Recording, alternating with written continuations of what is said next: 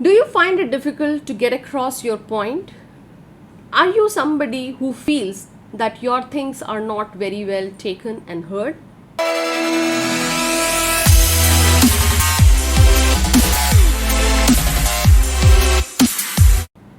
Hi, this is Mrinal, and I am on a mission to help a million women unleash their full potential by building holistic relationships inside out. So today I am going to share a 10-pointer guide that will help you get across your point and be heard.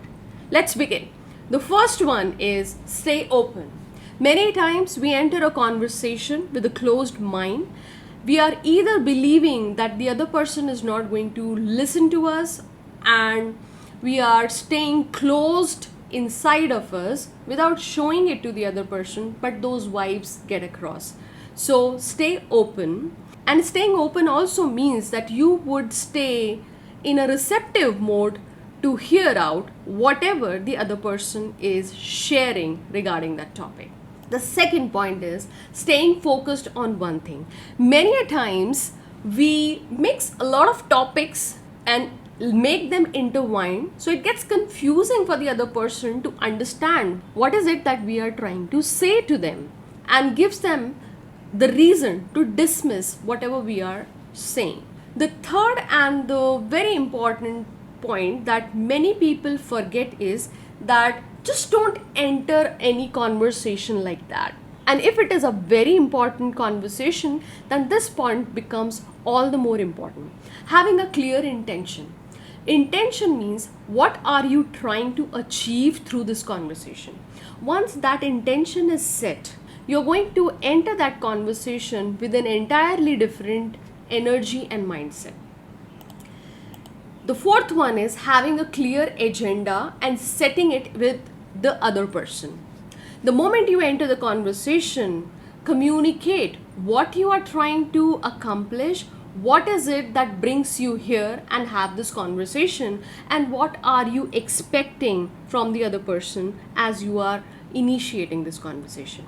Once you set that clear agenda and expectation of that conversation, the other person is not going to be taken by surprise, and they are going to be prepared in a way that wherever they are, they will have some possibility of receiving whatever you are proposing in the conversation. The fifth is have a clarification of impact. You have your agenda clear and you understand why this is important for you. Many times the other person might not comprehend and understand that just by you merely introducing that topic. So to top up the setting of agenda, have a clarification on why this conversation is important and what impact will it cause in your life and the other person's life. So the moment you clarify the impact, that gets them interested in the agenda, and now that agenda is no more just your agenda, it becomes an agenda of that person. It becomes an agenda for the relationship also. The sixth very important thing is energetically you have to stay calm but confident and firm. Staying calm is very important because the moment you get agitated, frustrated, angry, you are losing the grip and command on the focus of message that you want to put across. If you are calm, all the information that you want to get across is going to stay clear, and it is not going to pass on that agitated energy to the other person. So you are infusing calmness in that conversation also. And confidence is very important because if you are shaken yourself, it will become very difficult for you to convince the other person, because the other person is catching the vibes of your own doubts and they are thinking that okay, there is some possibility, there are reasons why this thing might not just work, or this is not important, or this can be delayed or excused. So it is important for you to keep a firm ground and stay confident when you are proposing and entering a conversation like that you intend to be heard. The next thing is depersonalize. Many times while having the conversation, they make it a very personalized matter in two sense. One, they either take it too personally on themselves. If something is agreed or disagreed upon, then they feel that this is a sign of their disrespect, or this is a sign that they're not valued. On the other hand, depersonalization is going to give you a place neutral to stay away and detach from that conversation and see it from a neutral ground.